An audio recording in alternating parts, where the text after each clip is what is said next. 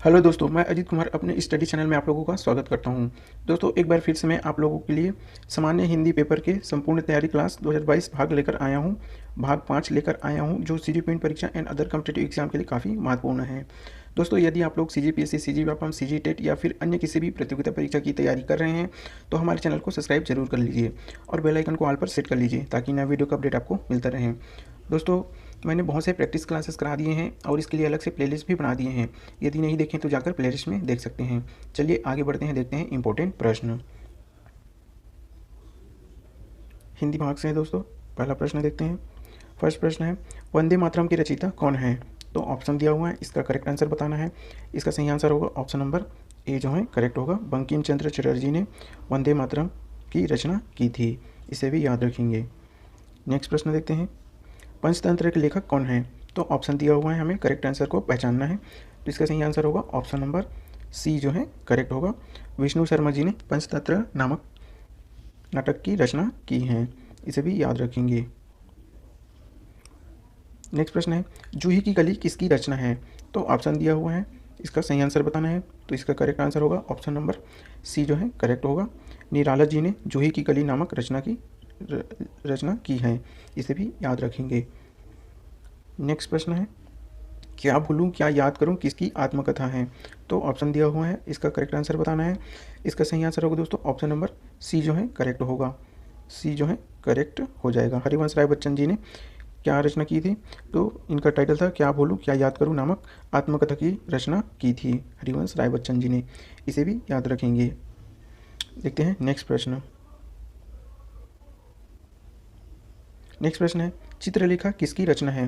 तो ऑप्शन दिया हुआ है, इसका करेक्ट आंसर होगा ऑप्शन नंबर डी जो है करेक्ट हो जाएगा। भगवती चरण शर्मा जी ने किसकी रचना की थी? तो चित्रलेखा नामक कविता की रचना की थी भगवती शरण वर्मा जी ने, इसे भी याद रखेंगे। देखते हैं नेक्स्ट प्रश्न। छक्के छुड़ाना मुहावरे का अर्थ बताइए।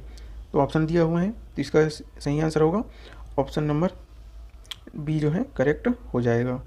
हिम्मत पस्त करना। छक्के छुड़ाने का अर्थ होता है हिम्मत पस्त कर देना या पराजित कर देना, इस प्रकार से इसका अर्थ बनेगा, इसे भी याद रखेंगे। नेक्स्ट प्रश्न देखते हैं। चाय किस भाषा का शब्द है? तो ऑप्शन दिया हुआ है, इसका करेक्ट आंसर होगा दोस्तों ऑप्शन नंबर बी जो है करेक्ट है। चीनी शब्द होता है, इसे भी याद रखेंगे। देखते हैं नेक्स्ट प्रश्न। नेक्स्ट प्रश्न है, निम्नलिखित में से कौन सा शब्द तद्भव है? तद्भव शब्द बताना है हमें पहचान कर। तो इसका करेक्ट आंसर होगा ऑप्शन नंबर बी जो है करेक्ट हो जाएगा। अफीम शब्द जो है तद्भव शब्द है। तद्भव शब्द वे शब्द होते हैं जो संस्कृत से परिवर्तित होकर हिंदी में शामिल होते हैं या प्रयुक्त होते हैं, इस प्रकार से इसे भी याद रखेंगे। देखते हैं नेक्स्ट प्रश्न। सत्कार शब्द में कौन सा उपसर्ग है? तो हमें बताना है दोस्तों उपसर्ग कौन सा है इसमें जुड़ा हुआ है। तो इसका करेक्ट आंसर होगा ऑप्शन नंबर बी जो है डी जो है करेक्ट हो जाएगा। सत्य जो है इस सत्कार में जो है जुड़ा हुआ है, तो इस प्रकार से इसका बन जाएगा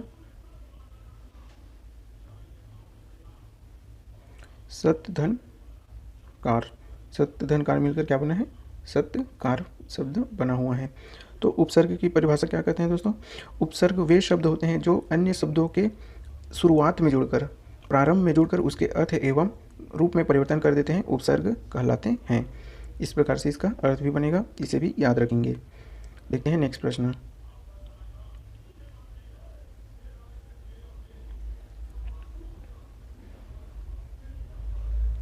नेक्स्ट प्रश्न है, राष्ट्रीय शब्द में कौन सा प्रत्यय है? तो प्रत्यय क्या होते हैं दोस्तों? प्रत्यय वे शब्द होते हैं जो अन्य शब्दों के अंत में जोड़कर उसके अर्थ एवं रूप में परिवर्तन कर देते हैं, इस प्रकार से इसका डेफिनेशन बनेगा।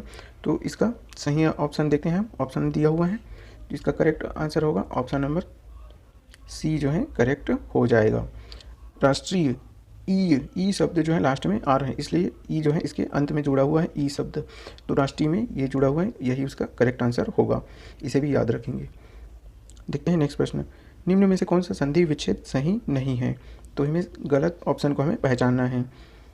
ऑप्शन दिया हुआ है, तो इसका करेक्ट आंसर हो जाएगा ऑप्शन नंबर ए जो है करेक्ट हो जाएगा। यही हित धन सी जो है गलत जोड़ा है और बाकी सब जो है सही है, इस प्रकार से भी प्रश्न बनते हैं, इसे भी याद रखेंगे। नेक्स्ट प्रश्न देखते हैं। कारक के भेद होते हैं, तो हमें कारक के कितने प्रकार या भेद होते हैं उसे हमें बताना है। ऑप्शन दे दिया है, तो इसका करेक्ट आंसर होगा दोस्तों ऑप्शन नंबर ए जो है करेक्ट हो जाएगा। 8 कारक होते हैं, इस प्रकार से इसे भी याद रखेंगे। देखते हैं नेक्स्ट प्रश्न, सत्यार्थी का संधि विच्छेद होगा। तो सत्यार्थी शब्द का हमें संधि विच्छेद बताना है, कौन सा करेक्ट होगा। तो इसका सही आंसर है दोस्तों ऑप्शन नंबर बी जो है करेक्ट हो जाएगा। सत्य धन अर्थी बराबर क्या होता है, सत्यार्थी। इस प्रकार से इसे भी याद रखेंगे। देखते हैं नेक्स्ट प्रश्न। नेक्स्ट प्रश्न है कर्तव्य में प्रत्यय बताइए। तो कर्तव्य में कौन सा प्रत्यय जुड़ा हुआ है। इसका करेक्ट आंसर है दोस्तों ऑप्शन नंबर बी जो है करेक्ट हो जाएगा। अंत में जुड़ा है क्या, तव्य। तव्य शब्द जो है अंत में जुड़ा हुआ है, इसलिए इसका प्रत्यय शब्द क्या बनेगा, तव्य शब्द। बी जो है करेक्ट हो जाएगा, इसे भी याद रखेंगे। देखते हैं नेक्स्ट प्रश्न, जलन ईर्ष्या कूढ़न किसके पर्यायवाची हैं। तो इसका ऑप्शन दिया हुआ है, हमें बताना है कि इसका सही आंसर कौन सा होगा। तो इसका करेक्ट आंसर है दोस्तों ऑप्शन नंबर ए जो है करेक्ट हो जाएगा। डाह शब्द का क्या है, ये सभी पर्यायवाची हैं। जलन ईर्ष्या कूढ़न और डाह ये सभी जो है एक दूसरे के पर्यायवाची शब्द हैं, इसे भी याद रखेंगे। देखते हैं नेक्स्ट प्रश्न, एक बहुसांस्कृतिक पृष्ठभूमि वाली कक्षा में भाषा सीखने के बारे में कौन सा विचार उचित है। ऑप्शन दिया हुआ है, तो इसका करेक्ट आंसर बताना है। सही आंसर है दोस्तों ऑप्शन नंबर सी जो है करेक्ट हो जाएगा।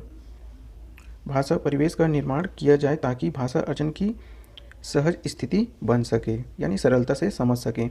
इस प्रकार से इसका आंसर बनेगा, इसे भी याद रखेंगे। देखते हैं नेक्स्ट प्रश्न।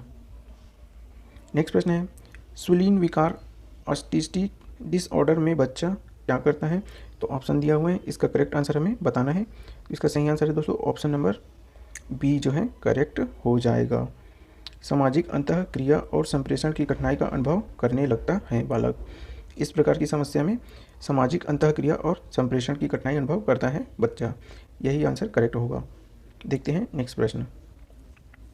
नेक्स्ट प्रश्न है एल.एस. वाइगोत्स्की के अनुसार भाषा क्या है। तो हमें ऑप्शन दिया हुआ है, इसका करेक्ट आंसर होगा ऑप्शन नंबर सी जो है करेक्ट हो जाएगा।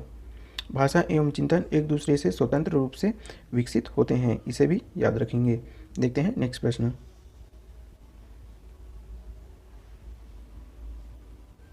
नेक्स्ट प्रश्न है किसी भाषा कक्षा में कहानी कथन की आवश्यकता के संदर्भ में कौन सा तर्क उचित नहीं है। ऑप्शन दिया हुआ है, इसका करेक्ट आंसर बताना है। तो इसका करेक्ट आंसर है दोस्तों ऑप्शन नंबर बी जो है करेक्ट हो जाएगा। सभी बच्चों को क्षमता को ध्यान में रखते हुए यह उचित नहीं है, इसे भी याद रखेंगे। देखते हैं नेक्स्ट प्रश्न। नेक्स्ट प्रश्न है पाठ योजना में मूल्यांकन के लिए निम्न में से कौन सा कथन उपयुक्त है। ऑप्शन दिया हुआ है दोस्तों, इसका करेक्ट आंसर बताना है। तो इसका सही आंसर है दोस्तों ऑप्शन नंबर डी जो है करेक्ट हो जाएगी। ये सभी जो है क्या है, कम से कम 3 प्रश्न हो, प्रश्न वस्तुनिष्ठ हो और प्रश्न उद्देश्यनिष्ठ होना चाहिए। इस प्रकार से इसे भी याद रखेंगे। नेक्स्ट प्रश्न देखते हैं शैली और उद्देश्य की दृष्टि से कहानी के प्रकार या रूप हैं। ऑप्शन दिया हुआ है, इसका करेक्ट आंसर बताना है। तो सही आंसर है दोस्तों ऑप्शन नंबर डी जो है करेक्ट हो जाएगा। ये सभी जो है कहानी के प्रकार या रूप हैं। पहला है धार्मिक, सामाजिक और ऐतिहासिक कहानियाँ, घटना प्रधान कहानियाँ और चरित्र प्रधान एवं समस्यात्मक कहानियाँ जो है करेक्ट होगा। इस प्रकार से इसका आंसर ये सभी जो है बनेगा, इसे भी याद रखेंगे। नेक्स्ट प्रश्न देखते हैं निम्न में से क्या एक बोलने तथा सुनने दोनों की विशेषता है। तो ऑप्शन दिया हुआ है, हमें पहचानना है करेक्ट आंसर को। तो इसका सही आंसर होगा दोस्तों ऑप्शन नंबर ए जो है करेक्ट हो जाएगा। शुद्ध उच्चारण करना क्या होता है, बोलने और सुनने दोनों की विशेषता होती है, इसे भी याद रखेंगे। देखते हैं नेक्स्ट प्रश्न। नेक्स्ट प्रश्न है लेखन कौशल के विकास में व्याकरण का महत्व है। ऑप्शन दे दिए हैं, हमें पहचानना है करेक्ट आंसर को। तो इसका सही आंसर है दोस्तों ऑप्शन नंबर डी जो है करेक्ट होगा। उपरोक्त सभी जो है क्या होगा, व्याकरण का महत्व होगा। वर्तनी संबंधी समस्याओं का समाधान करना, विराम चिन्हों के गलत प्रयोग का समाधान करना और कठिन शब्दों के प्रयोग की समस्या का समाधान करना, ये सभी जो है लेखन कौशल के विकास में व्याकरण का महत्व होता है, इसे भी याद रखेंगे। देखते हैं नेक्स्ट प्रश्न। नेक्स्ट प्रश्न है पाठ योजना तैयार करने के पीछे शिक्षक का उद्देश्य क्या होना चाहिए। ऑप्शन दिया हुआ है, इसका करेक्ट आंसर होगा दोस्तों ऑप्शन नंबर बी जो है करेक्ट हो जाएगा। प्रभावी शिक्षण उद्देश्य होना चाहिए, इसे भी याद रखेंगे। देखते हैं नेक्स्ट प्रश्न। नेक्स्ट प्रश्न है, भाषा शिक्षण के दौरान कौन सी पद्धति छोटी कक्षाओं के लिए उपयोगी नहीं है? ऑप्शन दे रखा है, तो इसका करेक्ट आंसर है दोस्तों ऑप्शन नंबर सी जो है करेक्ट होगा। प्रोजेक्ट विधि जो है छोटी कक्षाओं के बालकों के लिए जो है उपयोगी नहीं है, इसे भी याद रखेंगे। देखते हैं नेक्स्ट प्रश्न। निम्न प्राथमिक स्तर पर पढ़ाई जाने वाली भाषा होगी, तो ऑप्शन दिया हुआ है, इसका करेक्ट आंसर होगा दोस्तों ऑप्शन नंबर बी जो है करेक्ट हो जाएगा। मातृभाषा जो है क्या होगी, प्राथमिक स्तर पर पढ़ाई जाने वाली भाषा क्या है, अपनी मातृभाषा होनी चाहिए, इसे भी याद रखेंगे। देखते हैं नेक्स्ट प्रश्न। नेक्स्ट प्रश्न है, प्राथमिक स्तर पर बहुसांस्कृतिक पृष्ठभूमि वाली कक्षा में बच्चे लक्ष्य भाषा के परिवेश में भाषा अर्जित करते हुए प्राप्त करते हैं, तो ऑप्शन दे रखा है, इसका करेक्ट आंसर बताना है हमें। इसका सही आंसर है दोस्तों ऑप्शन नंबर बी जो है करेक्ट होगा। धीमे धीमे भाषा के रचनात्मक प्रयोग का अभ्यास करने लगते हैं, इस प्रकार से इसका करेक्ट आंसर होगा, इसे भी याद रखेंगे। देखते हैं नेक्स्ट प्रश्न। नेक्स्ट प्रश्न है, बौद्धिक स्तर पर बच्चों में भाषा कौशल की प्रवीणता एवं व्यापकता का मूल्यांकन करने के लिए आवश्यक है। ऑप्शन दे रखा है, तो इसका करेक्ट आंसर होगा दोस्तों ऑप्शन नंबर बी जो है करेक्ट होगा। बी जो है करेक्ट हो जाएगा। कठिन शब्दों का अर्थ पूछना, ये क्या हो जाएगा, बच्चों में भाषा कौशल की प्रवीणता एवं व्यापकता का मूल्यांकन करने के लिए हमें कठिन शब्दों का अर्थ पूछना चाहिए, इस प्रकार से इसे भी याद रखेंगे। नेक्स्ट प्रश्न देखते हैं, बच्चों में भाषा की समझ का विकास करने हेतु आवश्यक है कि उन्हें, तो इसका करेक्ट आंसर होगा दोस्तों ऑप्शन नंबर सी जो है करेक्ट हो जाएगा। व्याकरण का ज्ञान दिया जाना चाहिए, बच्चों में भाषा की समझ का विकास हेतु आवश्यक है कि उन्हें व्याकरण का ज्ञान दिया जाए, इस प्रकार से इसका करेक्ट आंसर होगा, इसे भी याद रखेंगे। देखते हैं दोस्तों लास्ट और अंतिम प्रश्न देख लेते हैं। भाषा शिक्षण के दौरान प्रयोजना विधि का आधारभूत सिद्धांत है, ऑप्शन दे रखा है, इसका करेक्ट आंसर बताना है हमें। तो इसका करेक्ट आंसर होगा दोस्तों ऑप्शन नंबर क्या हो जाएगा, डी जो है हमारा सही हो जाएगा। उद्देश्य, क्रियाशीलता और रोचकता, ये सभी जो है प्रयोजना विधि का आधारभूत सिद्धांत होना चाहिए, इस प्रकार से इसे भी याद रखेंगे। दोस्तों इस प्रकार से मैंने हिंदी के महत्वपूर्ण 30 प्रश्नों को सोल्व करा दिया हूँ। दोस्तों वीडियो पसंद आया तो वीडियो को लाइक कर दें, अपने दोस्तों में शेयर कर दें, ताकि उन्हें भी स्टडी करने में मदद मिल सके। चैनल में पहली बार आए हैं तो चैनल को सब्सक्राइब कर दें और बेल आइकन को भी प्रेस कर दें, ताकि नए वीडियो का अपडेट आपको मिलता रहे। दोस्तों इस वीडियो तथा अन्य वीडियो के PDF चाहिए तो हमारे टेलीग्राम चैनल को ज्वाइन करें और वहाँ से डाउनलोड कर सकते हैं। दोस्तों वीडियो कैसा लगा है कमेंट करके हमें ज़रूर बताएंगे, ताकि हमें मोटिवेशन मिलता रहे और आप लोगों के लिए वीडियो लाते रहेंगे। तब तक के लिए जय हिंद, मिलते हैं नेक्स्ट वीडियो में।